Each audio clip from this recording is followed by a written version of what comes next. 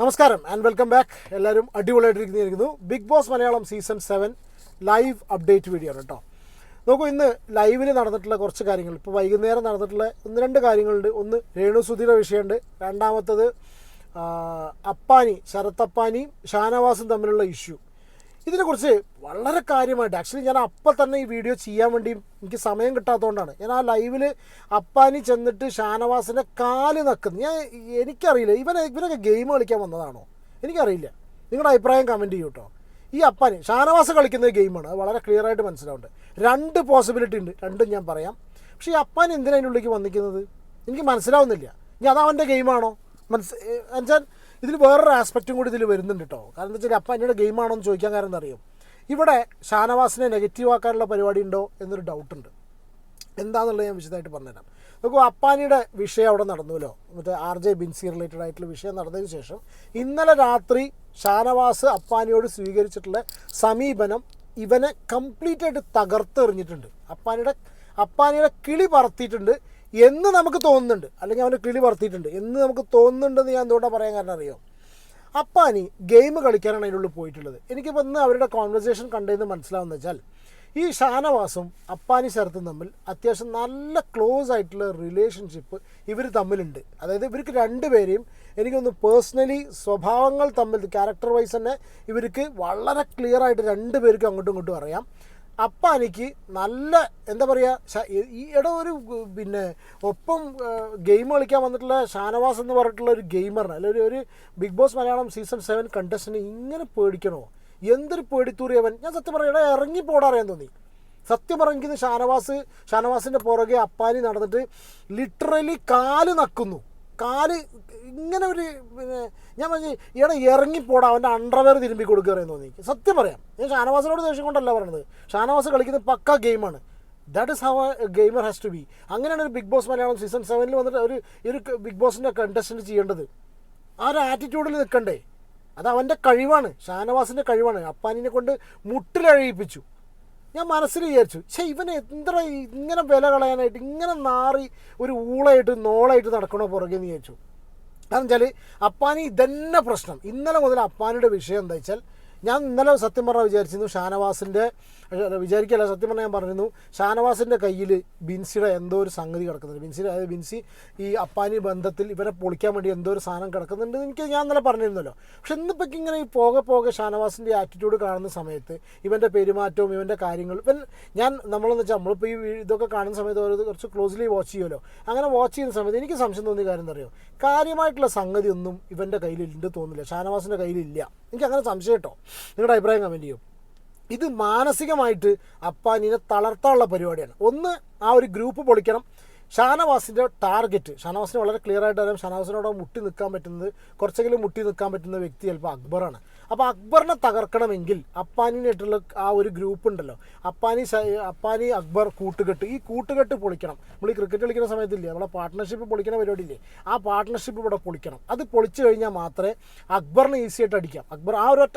ഈസിയായിട്ട് അടിക്കാന്നല്ല, അക്ബറിനെ അടിക്കാൻ വേണ്ടിയിട്ടുള്ള ആ ഒരു പ്ലോട്ടാണ് അവിടെ ഷാനവാസ് വളരെ ക്ലിയർ ആയിട്ട് ആർട്ടിക്കുലേറ്റ് ചെയ്യുക. എന്താ പറയുക, വളരെ ക്ലിയർ ആയിട്ട് ചങ്ങായി മുന്നോട്ട് ക്ലീൻ പ്ലാനോടുകൂടി മുന്നോട്ട് പോയിക്കൊണ്ടിരിക്കുക. എനിക്കൊന്നെന്ന് വെച്ചാൽ ബാക്കിയുള്ളവർക്ക് ഇതിനുള്ളിൽ കിട്ടുന്നതിനേക്കാളും കൂടുതൽ സമയം ഷാനവാസിന് ഒറ്റയ്ക്കായതുകൊണ്ട് ചിന്തിക്കാൻ കിട്ടുന്നുണ്ട്. ഞാനതാ മനസ്സിലാക്കി കേട്ടോ. മറ്റുള്ളവർ അവിടെയും ഇവിടെയും പോയിരുന്ന അതൊക്കെ വർത്തമാനം പറഞ്ഞിട്ടും നുണക്കൂട്ടം കൂടിയിട്ടും കുറേ ഒച്ചവിളി ഉണ്ടാക്കിയിട്ടൊക്കെ ഇവരെ സമയവും എനർജി അവിടെ വേസ്റ്റ് ചെയ്യണം. എനിക്ക് തോന്നുന്നു ഷാനവാസ് ആ പരിപാടി അവിടെ ചെയ്യുന്നില്ല, അല്ലെങ്കിൽ നമ്മൾ കാണുന്നില്ല.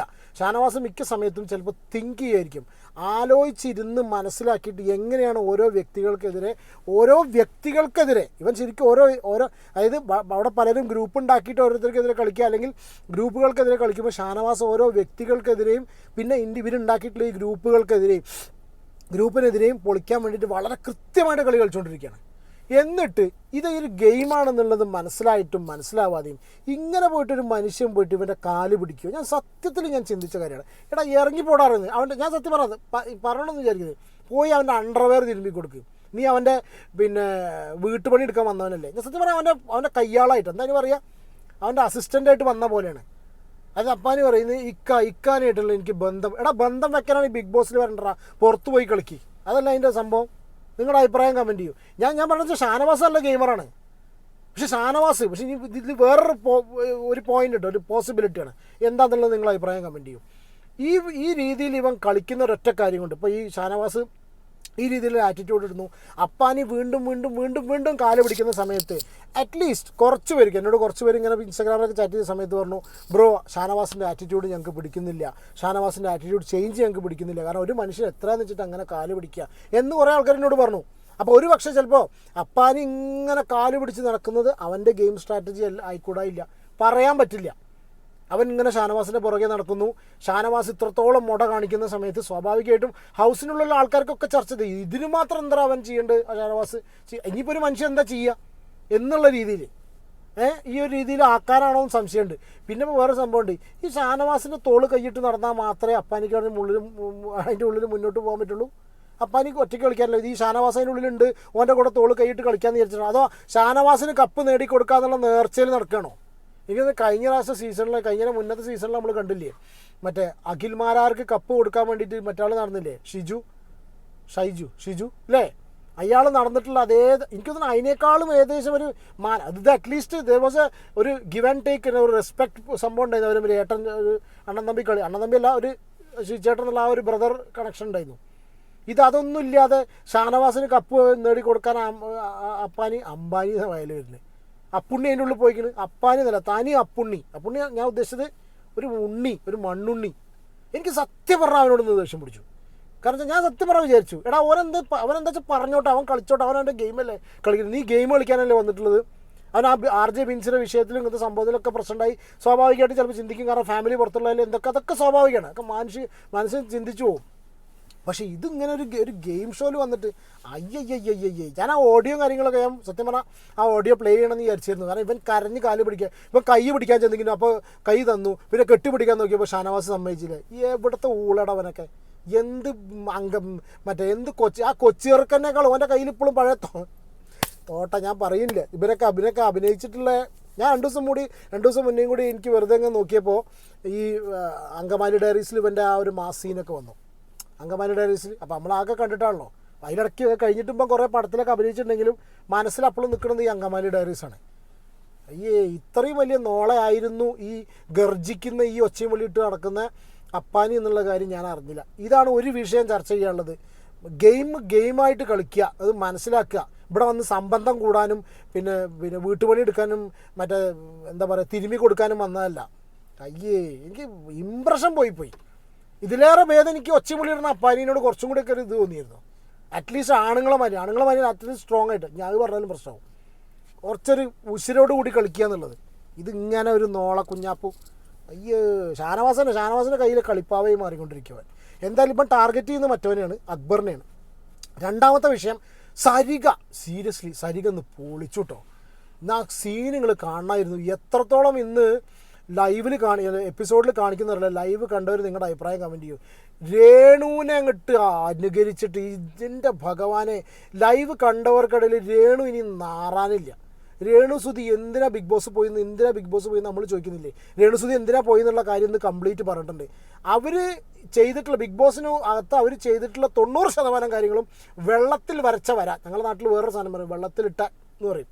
വെള്ളത്തിൽ വരച്ച അതിനേക്കാളും വളരെ മോശം, വളരെ യൂസ്ലെസ് ആയി പോയി എന്നുള്ളത് പറയാനുള്ളത്. കാരണം എന്താ വെച്ചാൽ ഇവർ പറയുക, സരിക പറയുക, നിങ്ങൾ ആ കേട്ടവർ നിങ്ങളുടെ അഭിപ്രായം കമൻറ്റ് ചെയ്യൂട്ടോ. സരിക പറയാണ് രേണുവിന് പണി എന്താ വെച്ചാൽ രാവിലെ നീച്ചു കഴിഞ്ഞാൽ ഓരോ ക്യാമറേൻ്റെ മുന്നിൽ പോയിട്ട് സുധിച്ചേട്ടൻ, കിച്ചുട്ടൻ, ഋതപ്പൻ ഈ വക നാമം ഇങ്ങനെ ചൊല്ലി നടക്കുകയാണ്. ഓരോ ക്യാമറയുടെയും മുന്നിൽ ചെന്നിട്ട് അതിൻ്റെ ഉള്ളിലൊന്നും, അതായത് ചർച്ച എന്താണെന്ന് വെച്ചാൽ രേണുസുതി ഇതിനുള്ളൊന്നും ചെയ്യുന്നില്ല, ആരോടൊന്നും മുണ്ടില്ല എന്നുള്ള ചർച്ച ഇവർ നടന്നുകൊണ്ടിരിക്കുക. ഈ ചർച്ച നടന്നുകൊണ്ടിരിക്കുന്ന സമയത്ത് സരിക പറയുകയാണ്, ഞാൻ തുടക്കം വന്നത് മുതൽ അവരെ മാത്രമേ നോമിനേറ്റ് ചെയ്തിട്ടുള്ളൂ, നിങ്ങൾ നോക്കിക്കൊണ്ടുവന്നു. അവർ നമ്മുടെ ഇടയിൽ കോണ്ടന്റ് തരുന്നില്ലെങ്കിലും നമ്മളെ ഇടയിൽ സംസാരിക്കുന്നില്ലെങ്കിലും അവർ കൃത്യമായിട്ട് ഔട്ട് കൊടുത്തുകൊണ്ടിരിക്കുന്നുണ്ട് എന്ന്. പക്ഷെ ഔട്ട് അവിടുന്ന് കൊടുക്കേണ്ടത് നമ്മുടെ അടുത്തേക്ക് എത്തുന്നില്ല. ഭാഗ്യം അത് കേൾക്കാനുള്ള ത്രാണി നമുക്കില്ല. നിങ്ങൾക്കുണ്ടോയെന്നറിയില്ല, എനിക്കില്ല, സത്യം പറയാലോ. എനിക്കത് കേൾക്കുമ്പോൾ സത്യം പറഞ്ഞാൽ നമുക്ക് കോണ്ടൻറ്റാണ്, സംസാരിക്കാൻ പറ്റിയ സാധനമാണ്, പക്ഷെ പറയാൻ വയ്യാത്ത സംഗതിയാണ്. അതായത് അവിടെ 72 ക്യാമറ ഉണ്ടെങ്കിൽ ഈ 72 ക്യാമറയിലും ചെന്നിട്ട് ചെന്നിട്ട് കൊല്ലം സുധീനെ പറ്റി സുയിച്ചട്ട, പിന്നെ കിച്ചുട്ട, ഋതപ്പ ഈ സാധനം അടിച്ചുകൊണ്ടിരിക്കുകയാണ്. വേറെ ഒരു തേങ്ങാപ്പിണ്ണാക്കും ഇല്ലയെന്ന്. പിന്നെ വേറെയും കുറേ കാര്യങ്ങൾ പറഞ്ഞു, തല മാന്തണ സംഗതി. ഇന്ന് ലൈവ് കണ്ടവർക്കറിയാം. പേൻ നോക്കിയിരിക്കുക, ഇതൊക്കെ തന്നെ നമ്മൾ കണ്ട കുറച്ചൊക്കെ ബിഗ് ബോസ് നമുക്ക് ബിഗ് ബോസിന് എന്താ പറയുക അധികം സമയം കളയാനില്ലല്ലോ, അവരുടെ ഷോ അല്ലേ, അവരുടെ റേറ്റിംഗ് മുഖ്യമല്ലേ. ഇത്രയും എന്താ പറയുക അലമ്പല്ല പറയുക, ഇത്രയും ഊച്ചാളി ടീംസാണ് അതിൻ്റെ ഉള്ളിൽ നിന്നുള്ളത് കാണിക്കാൻ വയ്യാത്തതുകൊണ്ടാവും ഇതിങ്ങനെ കാണിക്കാത്തത്. പറഞ്ഞു വിടുക, എന്തെങ്കിലും ചെയ്യാൻ പറ്റുമോ ഇനി അവിടെ നിന്ന് ദയവ് ചെയ്ത് പ്ലീസ്. എന്തെച്ചത് ആൾക്കാരൊക്കെ വെറുതെ എണ്ണം തേക്കാൻ. ആദില നൂറ പിന്നെ ഞാൻ ഓൾറെഡി പറഞ്ഞു ഹംസപ്പണി എടുക്കുക, അവിടെയും ഇവിടെ അവിടുത്തെ കൊണ്ട് ഇവിടെ അടിക്കുക, ഇവിടുത്തെ കൊണ്ട് അവിടെ അടിക്കുക. അപ്പോൾ ഇതൊക്കെയാണ് ഇന്നത്തെ. വേറെ എന്തൊക്കെ കാര്യങ്ങളുണ്ട് എന്തായാലും ഇന്നത്തെ നമ്മളെ എപ്പിസോഡ് കഴിഞ്ഞതിന് ശേഷം അതിൻ്റെ ലൈവ് അപ്ഡേറ്റ് ആയിട്ട് അതിൻ്റെ ഒരു വീഡിയോ ചെയ്യാം കേട്ടോ. കാര്യമായിട്ട് ഈ ഒരു കാര്യം ഇപ്പോൾ മനസ്സിനൊരു സമാധാനം. സത്യം പറഞ്ഞാൽ ആ പനീനെ പിടിച്ചിട്ട് ആട്ടണമെന്നുണ്ട്, ആട്ടല്ല എനിക്ക് അത് പറഞ്ഞപ്പോൾ ഒരു സമാധാനം. എനിക്ക് ഇങ്ങനെ മനസ്സിൽ മുട്ടി നമ്മളിങ്ങനെ കാണുന്ന സമയത്തേ ചിലപ്പോൾ ബിഗ് ബോസിനെ കുറിച്ച് അറിയാത്തവർക്ക് മനസ്സിലാവില്ല. നമുക്ക് ഈ ഇത് കണ്ടിട്ടുണ്ടല്ലോ, ഇതിൽ നമ്മൾ ഇൻവോൾവ് ആയി പോകുമ്പോൾ നമ്മൾ ഓട്ടോമാറ്റിക്കായിട്ട് നമുക്ക് പറഞ്ഞു പോകും, ചേടാ ഇങ്ങനെ ഒരു നോള അപ്പുണ്ണിക്കളി.